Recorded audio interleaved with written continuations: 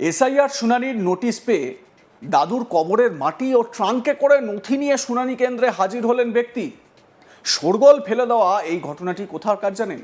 দক্ষিণ ২৪ পরগনার ডায়মন্ড হারবারের ২ নম্বর ব্লকে।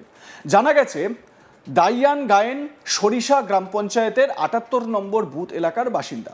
তিনি এসআইআর প্রক্রিয়ায় ইতিমধ্যেই ২বার নথি জমা দিয়েছেন। তা সত্ত্বেও তার নামে শুনানির নোটিশ আসে। বুধবার ২৮শে জানুয়ারি তিনি একটি ট্রাঙ্কে করে বাবা ও দাদুর বিভিন্ন নথি নিয়ে শুনানি কেন্দ্রে লাইনে দাঁড়ান। শুধু তাই নয়, সঙ্গে নিয়ে যান দাদুর কবরের মাটিও। দাইয়ান গায়েনের দাবি, তার বাবার ৫ সন্তান রয়েছে, কিন্তু তিনি তার বাবার সন্তান কিনা সেই বিষয়েই তাকে নোটিশ পাঠানো হয়েছে। এই ধরনের প্রশ্নে তিনি মানসিকভাবে ভেঙে পড়েন। তাই নিজের পরিচয় প্রমাণ করতে শেষ সম্বল হিসেবে দাদুর কবরের মাটিও সঙ্গে করে নিয়ে আসেন বলে জানান তিনি। কি বলেছেন দাদুর কবরের মাটি ও ট্রাঙ্কে নথি নিয়ে আসা এই দাইয়ান গায়েন, শুনে নেওয়া যাক। দুবার আমি কাগজে জমা দিয়েছি, তারপরে আমার হিয়ারিংয়ে ডেকেছে, সেজন্য সমস্ত কাগজ ডকুমেন্টস আমি নিয়ে এসেছি। আমার কাগজ, আমার বাবার কাগজ, আমার ঠাকুরদাদার কাগজ, আমার ঠাকুরদাদার বাবার কাগজ, সমস্ত কিছু নিয়ে এসেছি এবং ঠাকুরদাদার বাবার কবরের মাটি এনেছি। ওরা পারলে ডিআই টেস্ট করুক আমি এখানকার নাগরিক কিনা। তো সেই জন্য সমস্ত কাগজপত্র নিয়ে চলে এসেছি। মূলত কি ভুল দেখাচ্ছে আপনার কাগজে? আমার বাবার ৫ সন্তান, ওরা জানাচ্ছে যে ছোট ছেলে এনআরসিতে তার নাম নেই, ওই জন্য হিয়ারিংয়ে ডেকেছে। আমি এসেছি, আমি বাবার ছেলে কি না প্রমাণপত্র নিয়ে চলে এসেছি। কিন্তু বারে বারে কাগজ তো জমা দিচ্ছেন আপনি, তারপরে হচ্ছে না কেন? এই কাগজগুলো আমি জানি না, মনে হয় সে সেন্ট্রালে পৌঁছাচ্ছে, এখান থেকে কাগজ এখানে পর্যন্ত শেষ হয়ে যাচ্ছে। এরা কোনো ডকুমেন্টস দিচ্ছে না, সেই সিগনেচার করছে না, সেজন্য হয়তো কাগজ সেখানে পৌঁছায়নি। তা না হলে এত প্রমাণপত্র নেওয়ার পরে আবার হিয়ারিংয়ে ডাকে কেন এরা? কতটা অসুবিধা হচ্ছে বারে বারে আসতে? প্রচণ্ড মানুষ হারানো হচ্ছে। শুধু দেখুন, এখানে ১৯০% মুসলিম আছে, হিন্দু 10%, তাও পাওয়া যায় না। শুধু মুসলিমদের ওপরে প্রভাব ফেলছে। আপনার কত নম্বর বুথের ভোটার আপনি? ৭৮ নম্বর বুথের ভোটার। এই ঘটনা প্রকাশ্যে আসতেই এলাকায় শোরগোল পড়ে যায়। এ নিয়ে নির্বাচন কমিশনকে কাঠগড়ায় তুলেছেন শুনানিতে আসা অন্যান্য ব্যক্তিরাও। এরকমই এক ব্যক্তির সঙ্গে আজ তাক বাংলা কথা বলেছে। তার নাম শাকিল আহমেদ মোল্লা। তিনি কি বলছেন, তাকে কতটা হয়রান হতে হচ্ছে, শুনুন তার মুখেই। প্রায় ২০০০-এর কাছে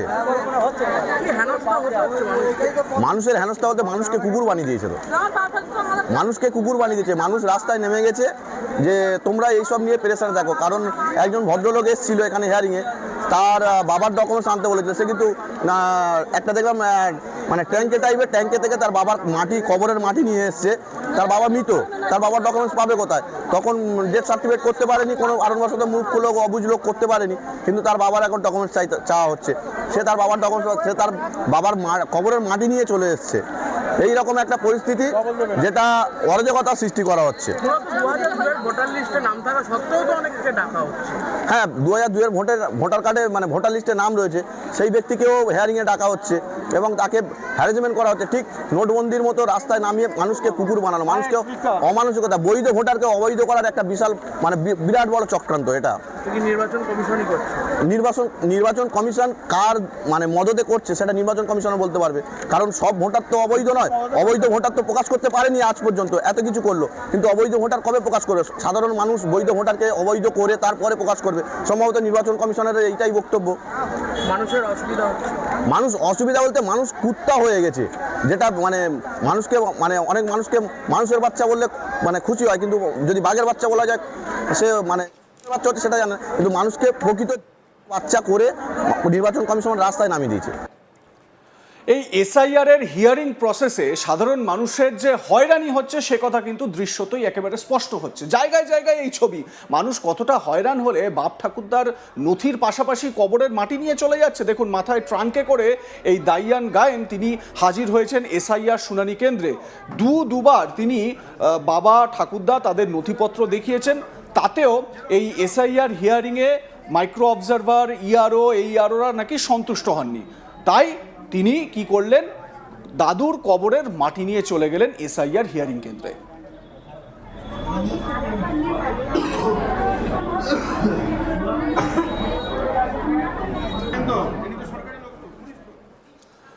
আমার সহকর্মী প্রসেনজিৎ সাহা এ বিষয়ে তার প্রতিবেদনে কি জানাচ্ছেন আসুন শুনে নেওয়া যাক। এসআইআরের শুনানির নোটিশ পেয়েছেন দাইয়ান গায়েন নামে এক যুবক।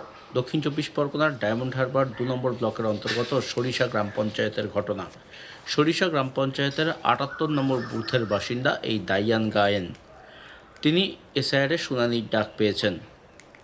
পরপর দুবার তিনি সেই শুনানির ডাককে সাড়া দিয়েছেন এবং যাবতীয় যা নথিপত্র চাওয়া হয়েছিল তা তিনি জমা দিয়েছেন। কিন্তু তৃতীয়বার তাকে আবারও শুনানির জন্য ডাকা হয়েছে। তিনি যে তার বাবার সন্তান তা প্রমাণ করার জন্য তাকে শুনানিতে ডাকা হয়েছে।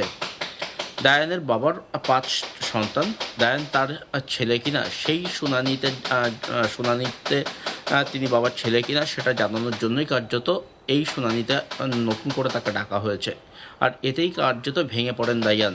আর তাই নিজের সেই পিতৃ পরিচয় প্রমাণ করতে তিনি শেষ সম্বল দাদুর যে কবর সেই কবরের মাটি নিয়ে এবং সমস্ত ফাইলপত্র কাগজপত্র দাদুর নথিপত্র তার বাবার নথিপত্র সেই সমস্ত একটি ট্রাঙ্কে করে নিয়ে তিনি হাজির হয়েছেন শুনানি শিবিরে।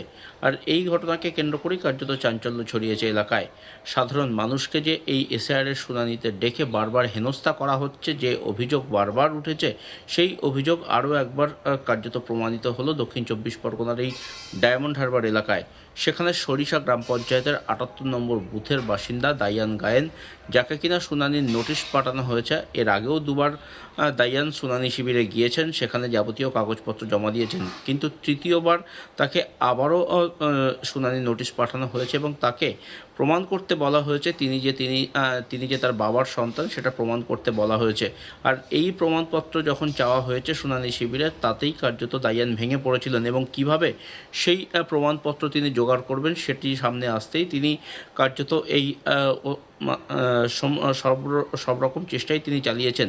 তিনি বাবার যে সমস্ত নথিপত্র রয়েছে সেই সমস্ত তিনি যেমন নিয়ে হাজির হয়েছেন, তেমনি দাদুর যে সমস্ত জিনিসপত্র রয়েছে সেই সমস্ত নথিপত্র এবং দাদুকে যেখানে কবর দেওয়া হয়েছিল সেই কবরস্থানের মাটি পর্যন্ত খুঁড়ে নিয়ে একটি ট্রাঙ্কে ভরে সেই ট্রাঙ্ক নিয়ে তিনি হাজির হয়েছেন এই শুনানি শিবিরে।